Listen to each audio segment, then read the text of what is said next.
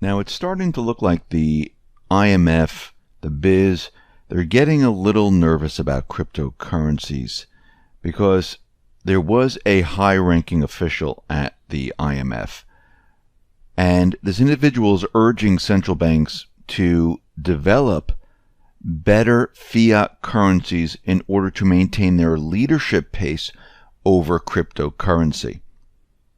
Now, this is the IMF Deputy Director Dong He.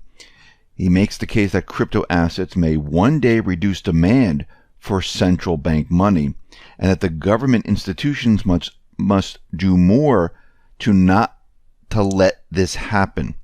In other words, to forestall the competitive pressure crypto assets may exert on fiat currencies, central banks need to adopt some of the core concepts driving digital assets.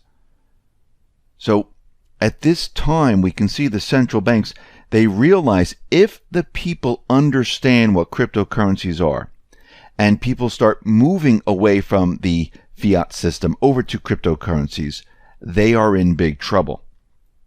And they're saying that central banks must maintain the public's trust in fiat currencies and stay in the game in a digital sharing and decentralized services economy.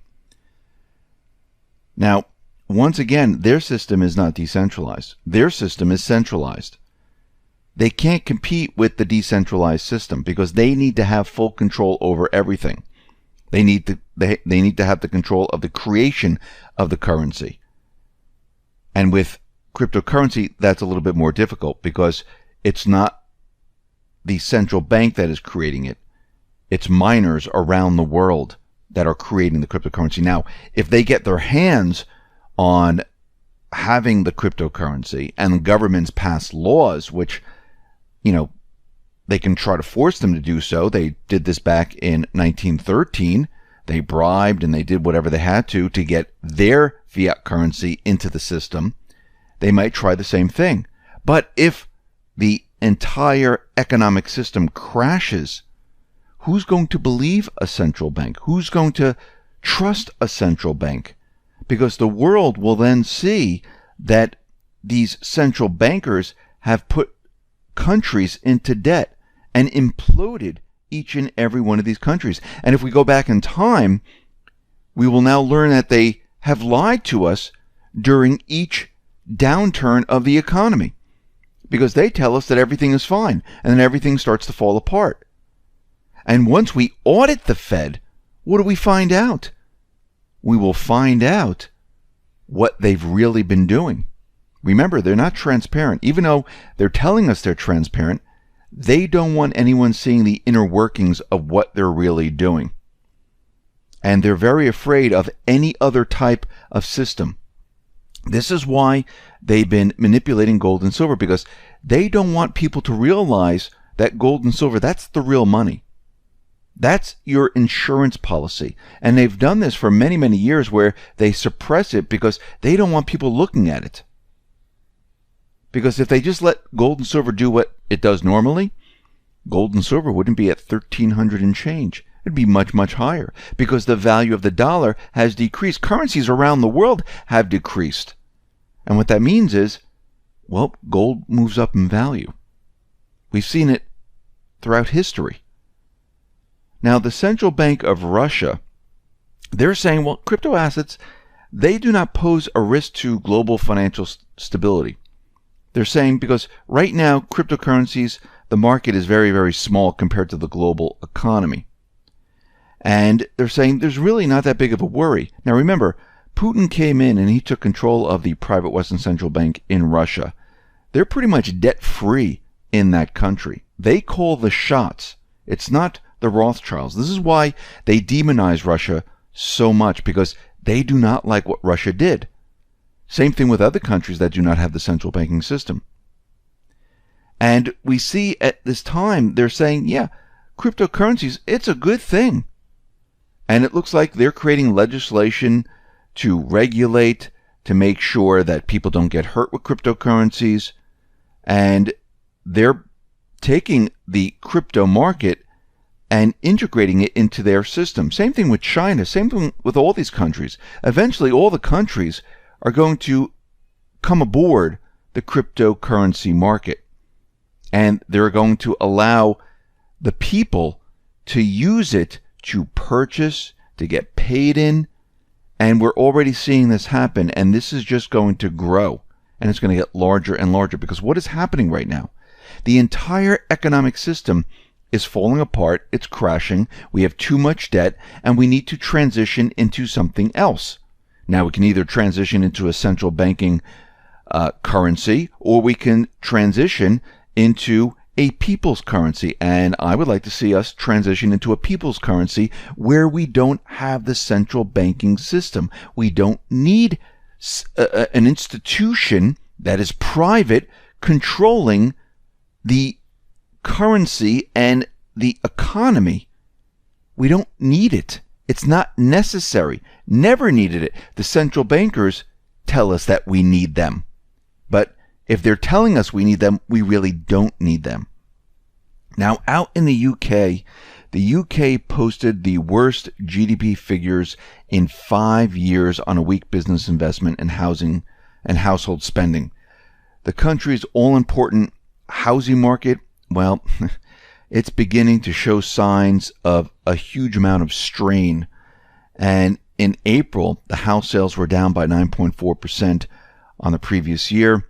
In the UK's most valuable market, London, house prices had their worst month since 2009, slipping 0.7% according to the latest figures from the Office for National Statistics. Now, on credit demand slips, some banks have decided to bring back a financial relic. And every time banks start opening it up to subprime individuals, giving 100% mortgages, or giving you 3% down with no income check or anything like that, you know we're approaching the end game, and they're becoming very, very desperate. And this is what we see happening out in the UK. And they're bringing back this financial relic that should never have seen the light of day in the first place. 100% mortgages. Both Barclays Bank decided we're going to do this. And the privatized post office, they recently unveiled 100% mortgage deals. Now, mortgages for 100% or above of the purchase price not only help fuel octane housing bubbles, they also make them a lot riskier when home prices decline. And when more and more borrowers end up with negative equity, where someone's home is worth less than their debt, that in turn significantly raises the likelihood of borrowers defaulting on their loans. And that's why these 100% mortgages are very, very risky for the banks. Now, today's new breed of 100% mortgages, they have a little bit of a twist to it. And what this twist is that the banks need extra security.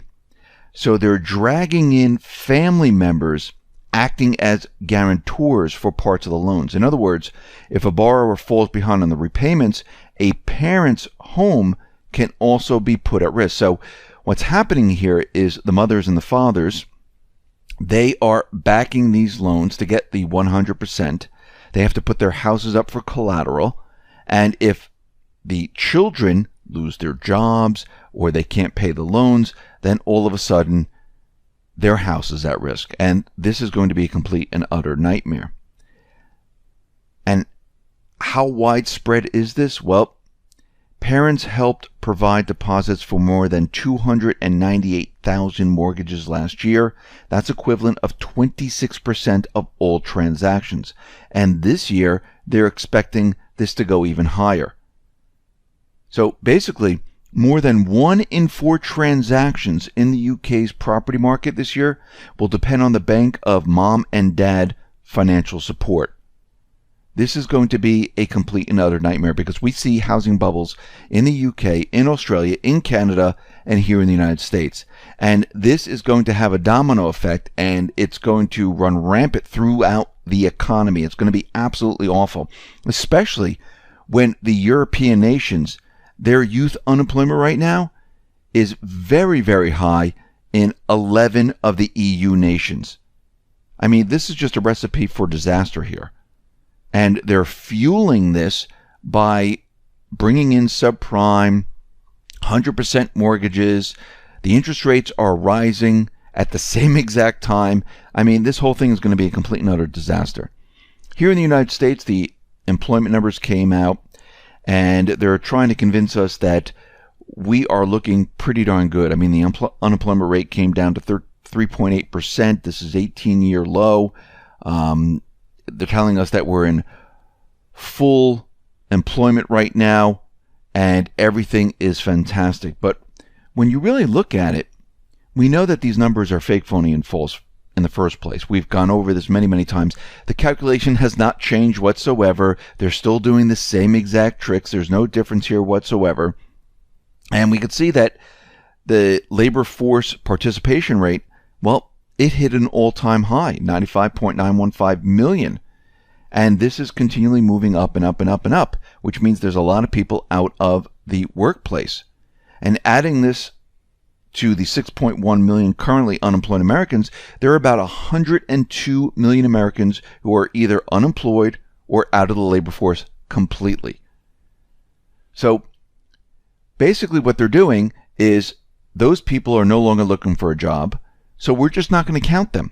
And we're just going to keep lowering the unemployment rate. Now again, we have to look at these numbers and really think about it. Well, if this is truly the case, and they're telling us that we're at full employment, we're at 3.8%, why aren't the wages going up? Because there's a shortage of workers. We can't find anyone to fill the jobs because we're at full employment. So they should be offering a lot more money to fill these positions, but they're not, which is kind of odd. Same thing with why are delinquencies on the rise if everyone has a job? Why is retail suffering right now if everyone has a job? And we discussed the brick and mortar and online sales and all that other stuff. There's a disconnect here. The disconnect is that these numbers that they continually feed us, they're manipulated, and they've been manipulated for a very long time. Now, we see that Deutsche Bank, they have a huge amount of problems, and already, what do we see? Well, they've been placed on the list of the Fed, which is secret, where they're saying that Deutsche Bank is a complete and utter disaster. S&P, they've downgraded Deutsche Bank to BBB+, and they're 3 notches away from junk. And you can see that Deutsche Bank is getting hit hard right now, and this is going to spread to other banks. The Italian banks are in trouble. Deutsche Bank's in trouble. Many other European banks are in trouble. Spanish banks are in trouble. They're just trying to hold all this together with spit, tape, and glue here, and it's falling apart all over the place, and they're just trying to make sure that the whole thing doesn't fall apart because they will lose control. It will spread to other countries because they're hooked through derivatives. It is a complete and utter nightmare. And we know we're getting to a point where this whole entire system is going to come down, because we talked about this before. Bank of America, they came up with this bear market indicator, and we've seen their indicators, and they've called it time and time again when the market has come down. Now, let's go back a little bit in time here towards the end of January when they were using their new bear market indicator, and everything was at the highest point that we've seen, and they said, well, there's going to be problems. The indicator predicted not only the size of the upcoming drop, which was minus 12% on average, but also the timing over the coming 3 months was right on. Also notable, its uncanny accuracy was correct on 11 out of 11 previous occasions after it was triggered. And this is what Bank of America said. Bank of America bull and bear indicator surges to 7.9, highest since sell signal greater than 8 triggered March 13th. Bank of America bull and bear indicator has given 11 sell signals since 2002, hit ratio 11 for 11, Average equity peak to trough drop following 3 months equals 12%. Note that the last bull and bear indicator flashed was a buy signal of 0 on February 11th, 2016. So fast forward to today, when the bear market is that much closer, according to the Bank of America reports that as of this month, another 2 indicators, they've been triggered, meaning that 13 of the 19 bear market signposts are now flashing red.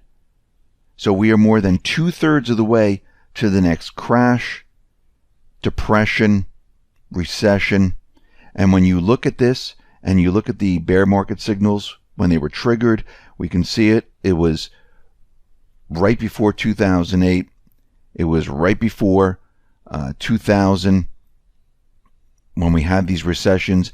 And we go back in time and you can see that when they calculated backwards, it was triggered every single time. And here we are again. We're reaching that point where it's going to be triggered.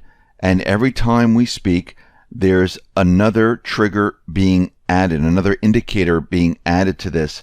And we're getting very, very close to when all of this is going to start falling apart. And this can accelerate at any time because we already see signs out in Europe that things are completely breaking down and they're not going well. And if Deutsche Bank continually slides, I mean, we might see a bail-in, we might see a bailout. We don't know. And the ECB is watching all this. They know there are problems, and I think behind the scenes what they're doing is they're trying to control the situation, even though they're out front telling you that everything looks great. No, that's not the case. They always do things behind the scenes to try to minimize the damage, just like going back to 2008. What was the Fed doing behind the scenes with Bear Stearns, with AIG and all the rest? They were already planning on giving them bailouts. Actually, they probably funneled them funds already to try to stop what was happening, and then it got completely out of control, and the whole thing started to spiral downward because it hit other things in the economy, and everything started to fall apart. And I think here we are once again. We're starting to see the same thing, but what we're seeing is it's happening in other places, and it's going to spread just like it did back in 2008, and it's just starting at different points. So we are moving in that direction.